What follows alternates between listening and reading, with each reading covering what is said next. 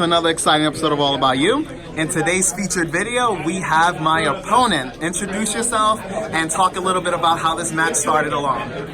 Well, my name is Darwin Hernandez, and I guess a Patreon member extra this? I mean, it's random as shit, but it is what it is. I'm down for it regardless of what happened. I attend quite a few locals. I top. I don't really have money to go out to regionals and stuff, so I only go there like once every 6 months, but it is what it is. We love this game. Why not play for it? Sounds good. And so guys, if you don't know what we're going to be doing, we're going to be having $50 games. So essentially, someone could walk away with 100 potentially if they 2-0 their opponent, or they could be walking, if the games are close, you'll be walking out with 50. So someone's going to walk away with something, and it's going to be pretty nice because now we get to see some two matchups that are going to be pretty cool. So I myself will be running Super Shenron. What are you going to be running? I'm going to be running the DBS Gogeta from the movie. Okay, that sounds great. So guys, you are going to see a different deck. That's actually pretty cool because now we're going to see a different deck in action and see what it can do up against one of the meta decks that has been doing well at tournaments. So we're going to get into the match. You guys are going to see a lot of stuff and get ready for the showdown. Hey guys, so now you're gonna see the epic match between myself and Darwin Hernandez. This was the money match of the week, and you guys will have a treat to see how it unfolds and who wins, who takes it home, how the person lost, how the person won. So on your right, that's Darwin. He's playing Gogeta. The Gogeta leader is very good because it allows you to set up quickly for pieces like your Goku BR, your Vegeta BR, and of course your Veku, the blue one that allows you to get energy, and it's a blocker barrier. Unfortunately, I lose the dice roll on this one. I'm not really good at rolling dice, guys and girls. You should know that my luck in this game is pretty down. It's pretty bad. You know, that's why I said Danny Hype is an exceptional player because he has luck and skill. Unfortunately, I'm lackluster on the luck side. So anyways, we're starting it up. Gogeta, like I said, is very good because it allows you to get your other pieces. And Super Shenron is great because, I mean, taking an extra turn is just broken. You know, let's just be for real on that. Now, the only difference is that Shenron becomes not useful after you use that ability. So essentially, you have a leader until you decide to take that extra turn. Then you're relying on whatever you have on board or whatever you have in hand to try to close in the game. You really don't want the game to keep going on and on once you use your abilities. So that's always something to keep in mind. You just want to be very careful because that's something that can really put it just could be pretty messed up. So as you can see, we're having a friendly match. Even though it's a money match, it's $50 per game, so someone could walk away with money. So Darwin starts off by charging a Veku. In my mind, I'm like, yes, that's great. But it's so unfortunate because the moment I see him charge that, I already know his turn one play is going to be playing that Veku that he charged. Because it just doesn't make sense in the matchup to charge something so valuable, unless that's like your only red option in your hand, besides your pieces. And I'm pretty sure that is. So he plays it and he ditches out the two immediately. So he has a very strong opening against me. You know, this is game one. This is not, it's not like he knew what I was playing. He just has it in the deck and it's a good counter to my deck. So you guys are going to see how I have to play around this in order to try to get through and, do some damage. So as I said before, take your time on your turns, especially this is a money match. So, as long as you're not stalling, make sure you know what you're charging. Now, I had to charge a Boma. Boma is definitely one of the cards you don't want to be charging unless you have to. So when you have the option of not charging her, definitely don't, because that's one of your ways to extend with this deck. She's very important. The more you have, the better it is. So right now, I use my Dragon Ball's effect, and we are going to, start getting the ball rolling. Hopefully I can draw enough of them so that I can awaken on turn 2. I'm gonna be honest, I used to enjoy plussing out in like previous formats with Shenron, but because the game is so like early based and you have to establish control as early as possible, I want to be able to use my wish cards ASAP, and using them, being able to use it for free is very important. So now I'm going through my deck, I'm using the Dragon Balls, and you're going to just see. You're going to see what happens. So fortunate, I drew a Dragon Ball off one of the Dragon Balls, and we're gonna try to do something out here. Now, the best turn 1 play I can say is potentially dropping a Bardock just to start establishing some board. Because I know my opponent, he has ways to kill basically battle cards with 10k or less, but it requires 3 energy as opposed to 2. So early on, I could drop a Bardock, which I do, and it'll just be safe. I want to see more cards, I want to see more options, and this would allow me to have a better feel of what I should be doing in this match, especially looking at my life. So now he draws, he charges. So Gogeta is an exceptional leader, especially when he awakens. His front side is not bad because it allows you to filter and get key pieces like you see. He right now got a Goku, which is great because that Goku could be played on 3 and then potentially brings out Vegeta and then potentially pops one of my guys. So now he's playing Pan. So Darwin got a lot of answers this game. Darwin started off very strong. He had Veku, he had the Pan to start awakening. He's putting some pressure on my unawakened leader. And I'm taking the damage, and that's it. Darwin ends his turn. It's my move. So, like I said, he has a very strong opening because he's not gonna be left with no cards. He's gonna be able to do some damage. So now it's all up onto how I play this game in order to see where this match will go. Sorry for the little breakup. Someone actually just called me, but we're back in action.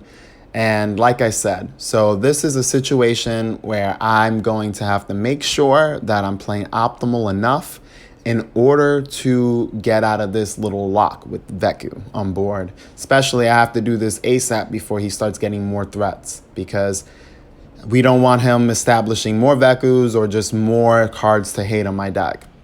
And trust me, there's many cards that hate on the Super Shenron matchup, which is probably one of the reasons why a lot of people won't want to be playing it. It's a very strong deck, and it's unfair once it goes off, but it could be easily disrupted. So now we're going through the deck. We're going through all our options. As you can see, I'm just gathering the Dragon Balls, doing my best. I took another look just before I pass it to my opponent so I can have a good idea, understanding of what's left. What are my odds when I use Bardock to get certain cards I need? Because the less life you have, the better chances you have of selecting the cards you may need in your life area, especially when you're going to keep swapping into Bardock and other threats. So now we're going through the Dragon Balls. We're taking our time. Use another one, draw. We're just scanning through our hand. And we're using another one. We have 6. So that was a little unfortunate unless I'm awakening now. Going up to 6 sucks because you lose out on the plus aspect. Like I said, I prefer awakening on turn 2. However, if I don't, I still rather just have 5 Dragon Balls and then see the other 2 as opposed to see only 1. Or worst case scenario, you draw into it on your turn and it's like, wow, really? So one of those moments. But my hand is pretty thick. We're talking about like 10 cards in hand, potentially more. So that's a plus, and it's very good. It's very good that we have that. So I swap right now into Guinea. The reason why I swapped at this point is because my opponent can now drop the Vegeta that I said can minus 10k. And if he does, I go super neg because he just killed my Bardock for free. So now I'm using Dragon Radar. I'm like, you know what? Maybe we can make this awaken happen, But of course, my luck isn't good in this game, like I said. So yeah, I'm not going to be awakening right now because that's just my luck. I just can't, for the life of me, get the things I need, even when the odds are favored in my case. But anyways, so now we have Darwin starting his turn. He's starting off strong. He has an awakening piece, Pan, so he can put pressure and awaken while he's doing that. He probably drew another Pan. Like, It's amazing. He's just drawing a lot of answers. In fact, he could have probably kept the pan if he had another blue and just double blue. And this is actually good. Look at that Vegeta. That's the Vegeta I was talking about. See, that could have been a definite play for him had I left that Bardock in play. That would have been something he would have wanted to do because it would have just been super favored. He's tapping 3 and he's playing Vaku. Now he's playing the other Vaku. Mind you, now this is when things get interesting because he has a blocker, and that blocker does a lot of work. Ladies and gentlemen, that blocker is very, very strong, and it puts in that work. That's all you need to know. Now we're going to be going through this, and we're going to see what happens. So right now, I'm just kind of preparing the what the things I need to do. I'm charging. That's good. We charged the Bardock. We already have another Bardock in hand. And we're gonna try to make some plays happen, but we still got to be careful because of Veku. So I can't be using all that untapped stuff because it'll be a problem. Now, because I know my opponent's playing a slower deck, I don't have to rush into anything. Remember, if your opponent, like my opponent's hand is only 3 cards, he's still far from awakened. I'm chilling. I'm chilling. I just got to be careful. So right now we search for the 1 Dragon Ball. I wish that would have been more, but we can't always get what we want. That's just part of life, especially when it comes to a card game. So right now I search for the 1 Dragon Ball, and I am just prepping up my hand, and I'm going to start prepping up the board. We're going to start setting up for great plays later on. Again, you got to be careful against Veku because he will, really mess you up. So I awaken, I grab a Dragon Ball, and then we proceed. So we're not skipping steps. I have to admit, it's kind of good if you were able to skip steps, but you really can't, especially in a tournament setting or in a money match, something that's important. You have to play all your moves out. How cheesy it may sound or how sucky it may sound, it is what it is, but you just got to make sure. So right now I'm using successors, and I am searching for more targets. We're going to start deck theming. I search for a Bardock. So obviously I didn't have another Bardock in hand at this point. Since I have successors, that's like having another Bardock. It's like, why not use 1 card, build up the drop to search for another? And because I saw in my life there wasn't no Bardock, I know he's in the deck. It's pretty simple. So that's something that you have access to. You pretty much have access to your entire deck with Super Shenron, which is like the awesome factor of the way it works. So now I'm using Shenron's ability. I'm going to just go for the draw. So unfortunately, we're not doing much. We're not trying to do much in this turn because our opponent has some threats. He can hurt us. So we have to be very, very careful, especially when not drawing any outs. That's very unfortunate, but my luck is as such. I usually don't draw the outs that I need. So we're just kind of going through, this match and, just pacing ourselves.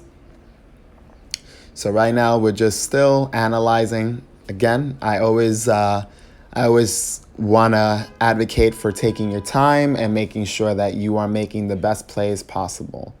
You don't want to rush anything because when you rush stuff, that's when you put yourself in a very bad spot. So you just have to always keep that in mind. Always make sure that you are making the best plays you can. And of course, now we're playing a Dragon Radar. We're going to try to see more cards because it's very advantageous. We want to go through our deck. Now we're using another successors. Again, deck thinning is deck winning. Essentially you're winning, you're getting closer to winning the match the more cards you see, essentially. And now we have a huge hand. Our hand is probably like around 15 strong or close to it.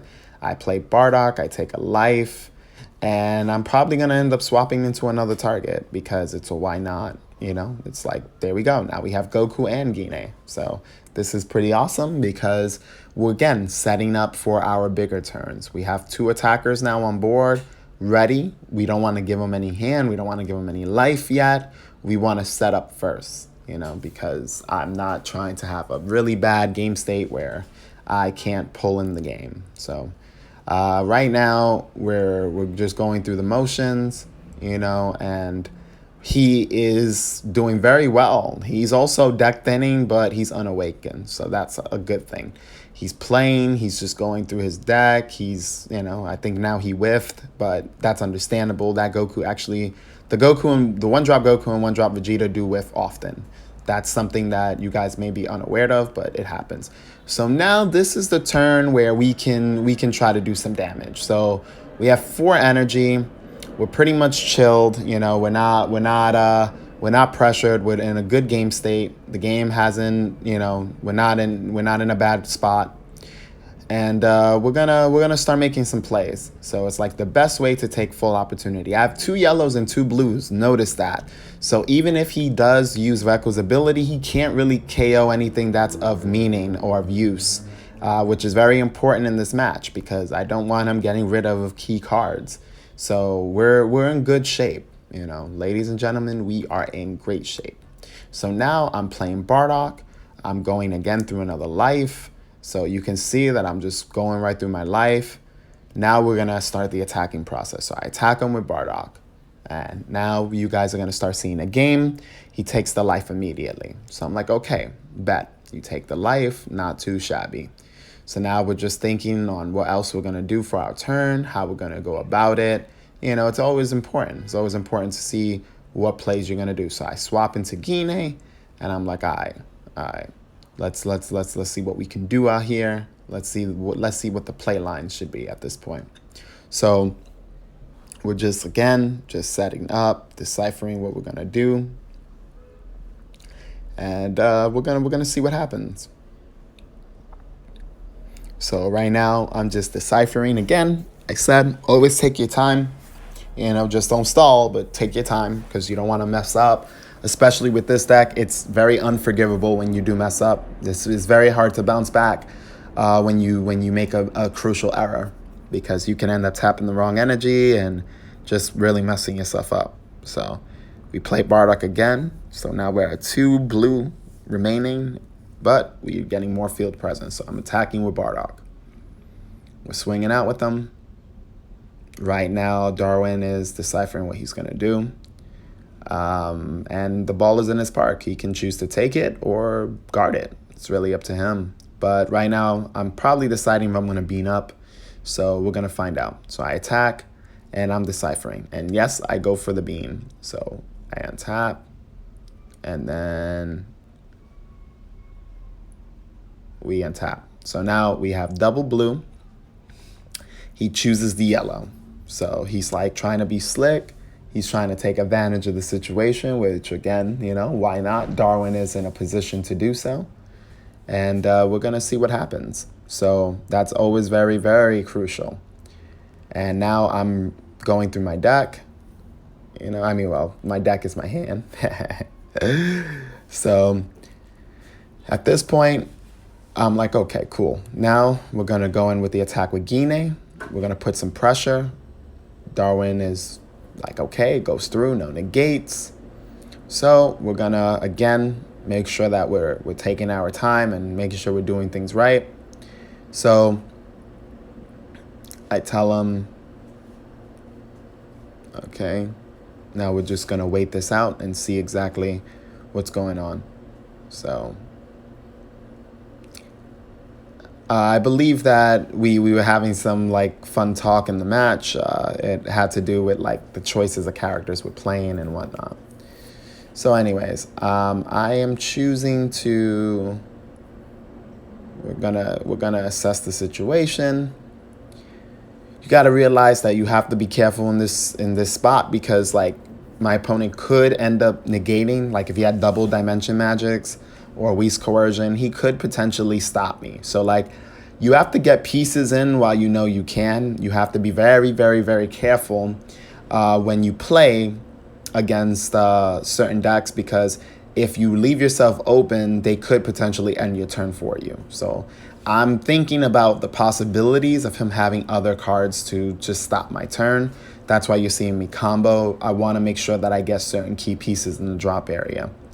So it's very important, guys and girls. You don't wanna put yourself in a bad spot where your opponent has double negates and that's it. There's not much you could do because with double blue, I can't do anything if I don't have anything in my drop area that can restand energy.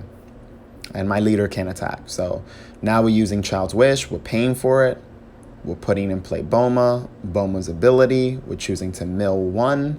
And we're going to mill 2. You know, I always like trying to analyze exactly what I'm going to do. But that was good. Now we already have a Boma in the drop. And now we're using her ability to draw. So Boma has a really nice special. You know, you can mill and then draw. So moving forward, we're going on for the offense. We're attacking now with Goku. Now I believe Darwin is at 4 life. So the game is going to get more interesting. He's deciding to Unbreakable. So that's very interesting. Now we're going in with our Boma. So now Darwin has to just analyze and see what he's going to do. And I combo a 5K. I combo a Goku. And he awakens, like I said. And he combos 5. So we traded 5 for 5. When you don't see beans, you know you're in the clear. So now we're going to keep, we're going to keep this going. And we're going to see where we land, where we end up. That's like one of the best parts of Dragon Ball, just kind of seeing where you end up. So right now, we still have a lot more plays to do, a lot more things to do.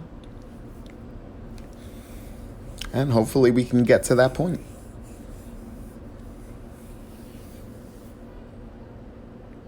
So right now, I'm analyzing what my next play is going to be.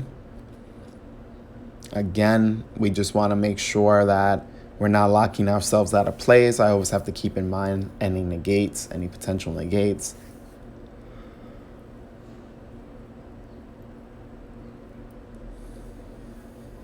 And now it's just kind of a waiting period. We're going to see what happens. And, again, you guys have a treat.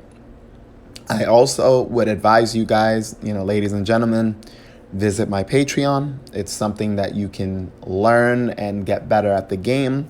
You can also see what I'm playing for future events, so you can have the same deck I have beforehand. So if you're like, you know what, I don't know what to play, I might want to play what Anthony's playing. You have that option to do so on my Patreon. So as you can see, I'm now using my Child's Wish, bringing out Preface. If you guys don't know, Preface can untap 2 energy when he comes into play, any 2 energy. He's similar to Boma, except without the draw, but he does have barrier. So that's a difference. And a lot of people were asking me, why would you run Gine in this deck? Well, I just wanted more targets. I wasn't satisfied with just having Goku in the build. I wanted more swap targets for Bardock. That allows you to build up your board much better. So now we're playing another Boma. We're using her ability to mill, and that hurt feelings. We milled a bean. See, that's the only problem I do have with this deck. I don't like milling certain cards, but you don't know what's going to be on top of your deck, and that's kind of like the only flaw to this deck is that you don't know. Had we had a way to know, like if there was a card that says reveal the top card, and it always you can always use the ability to reveal the top card of your deck, then the deck would be really cheese because you could go through the entire deck and know exactly what you have. So all your plays would be almost perfect in the sense that you won't mill any key cards you need. You just mill the stuff you don't need. So now I'm attacking with Gine, and we're putting pressure. We're putting pressure. He didn't reveal no bean, and that's a good thing. No bean means the end of the scene.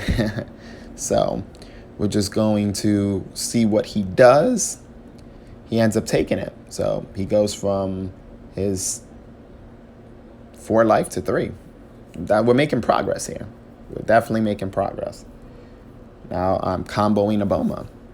So we're comboing another Boma, and we're going to see what he does. We're going to see if he guards or if he takes it. It's all up to him. Okay. That's good. Now we Child's Wish again. We're just constantly edging him. That's the whole point. We bring out Boma again. We go for the mill. That hurts feelings. We lost the double strike. Didn't like that. We kind of need it, but it is what it is. Again, like I said, you don't know what you're going to mill, you can look and see what the probability of milling cards, because at least if you check your drop area and you know what's in your life and you know what's in your hand and field, you are able to make an assessment of what's left in deck, but you just don't know the sequencing. So don't falter, don't fret. If you mill a card, it's fine, because you're never going to know if it's the card or not, unless you're down to like your only 2 cards. Then you can make a better assessment, because you could just say, oh, you know what, I'm going to draw. I have a higher probability of drawing the card, since it's a 50-50% chance if it's a specific card you're looking for. So right now, again, we're just assessing the situation, going through the play-by-play, and right now we're in good standings. We are in very good standings. We just gotta continue. We Dragon Radar. We're selecting our Child's Wish, so we're recycling them. And I have plenty of cards in the drop, by the way. At this point, I believe I have like close to 20, if not 20 already. Just letting you guys know. We're already close to that amount. So even though we have a book in our hand, we're pretty close to the 20 card amount, or in total 27. So at this point, I think I'm just kind of verifying it, bam, we bean up. That's 15.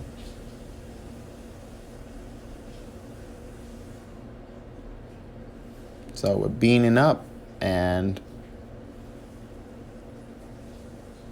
bam, we combo more. So we're at 25. I just made my Boma at 25. He unbreakables, and he guards 5. So I lost 3 cards in that exchange. I'm going to be honest, I felt like I could have done better in that combo step. However, I have so many cards in my hand, so you guys are going to be able to see that it was kind of like, why not? It was a why not situation. We got the preface action going on tapping. And for many of you that are wondering why is he not using Veku's effect, you can only use Veku's effect once per turn. It's not that broken. If it was that broken, then this deck would not work. Trust me, I would not be playing this deck at all if it would be actual continuous effect. So now we're putting up. All right, I think he has a response. He might block. So we had a little slight discrepancy, but it's okay. It's just communication. He ends up using the ability to get 2 5Ks essentially, and energy.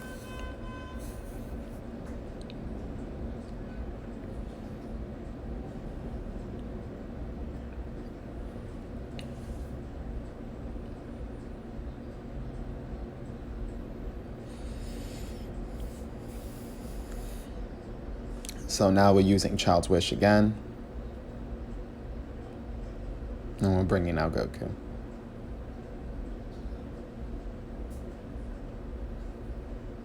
And now this is very good. Like this is, it's a match. You can see my board is getting a little ridiculous at this point. So now we're attacking with Goku. And I'm adding the super combo. So we're hitting 25. And like I said, we definitely have more than enough cards in the grave. That's for sure at this point. I probably have like 20, 21, 22, somewhere around there. But, we're putting pressure. We're trying to get our opponent to take some damage out here. I believe I'm deciphering if I'm going to combo more on this attack or if I'm going to let it be. We're gonna find out. So I'm just analyzing my drop, and we're going to see what happens. So at this point, he ends up using a super combo, and he guards. Darwin is playing very well on the defensive step. He's trying not to over combo. He's just, he's trying to cycle through cards when he can, making use. So now I swapped that Lonely Bardock that I had for the longest. It's because I went through my deck even more, and I got more targets. So now we swapped. We have Goku now getting ready for the attack. I'm counting my deck again. I like to verify. Something I always like to do at this point, because you always want to make sure that your opponent knows what's going on. It's always good to let your opponent count as well. So now I'm playing another Bardock. I'm taking life.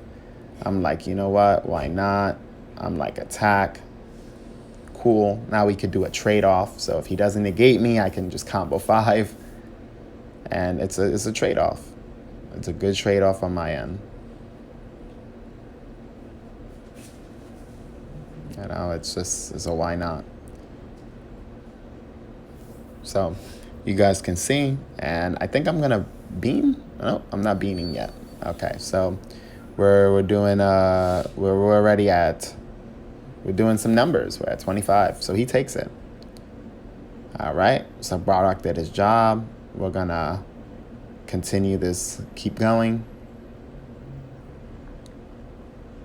So right now we swap. It's nutty. We got Gokus on board. It's like nothing but Gokus and Bomas and a few Gines. You know, we got his moms there. Then we attack again. And now I'm counting again just to make sure. You know, it's you really gotta make sure, because so I let him know to verify, count. You know, I want to make sure I'm fine. You know, you never know when you make a mistake. And so he confirms. He's like, yeah, you're good. So I'm like, I'm just going to attack. And I think I tell him no combo. He combos, and I'm like, I attack with preface. And then he's like, I believe he wants to go for the unbreakable play or go for a combo. He wants to combo heavy on it. Now he's like thinking of survival. So he's just like, sure, I'll just combo. And I'm like, all right, we're going to just remove the 7 Dragon Balls. And we're going to shuffle up. And this is pretty much very unfair at this point. So even though he had the Veku, I already got all the guys that pretty much untap out on the board in this turn. So I don't have to worry about Veku. Veku ain't doing nothing. You know, in fact, he's going to end up having to use that Veku to combo. And if he does, I could potentially bring out even more guys. So as you can see, this is just nutty. You know, I just restood an army. And we're getting ready to scoop him up, because there's not much he could do. You know, he played well, but I kind of locked him out of the game. There wasn't really many play errors. I flipped my leader. You know, gotta always make sure you do that. And yeah, so now we're attacking 15K. He only has a few cards left. I think he has like 4 cards left, so I'm like 15, anything. And he's just like, okay. So I'm contemplating if I'm going to combo at this point. And I'm just, again, always wanting to see options available. But at this point, it's like, it kind of doesn't matter. Like, if I combo or not, it doesn't really matter. At this point, it's probably best not to combo, just to see what he has. See if he has any beans. See, you know, you never know. You know, especially if he did bean, it would be a problem. So I think I just pass it on to him. He's like, all right. And he takes it. So he goes to 1 life. So I could just shotgun him. But at this point, shotgunning him wouldn't be smart. I have so many attackers, I can get more cards out of his hand that way. If I shotgun him, I give him the chance of being able to potentially out-combo me. You know, now I'm getting him to waste super combos and stuff like that. Just sucks. Now I attack again with prephase. He's just like, I'll just negate it, I guess. And then I'm like, all right, attack you with my Goku. You know, and he's just looking at me like, he's just like, whatever. He's like, oh, Veku gots to go. And I'm like, attack with Gine. And he's just looking at me like, oh, God, like, this isn't good. He's like, okay, combo fu. I'm like, attack with Gine. And he's just like, super combo. I'm like, attack with Goku. And it's just like, again, it's like a Weevil moment with Yugi. Yugi's like, it's not your day. And then it's like Weevil, oh no, Yugi. And that's the game. Hope you enjoyed and get ready for game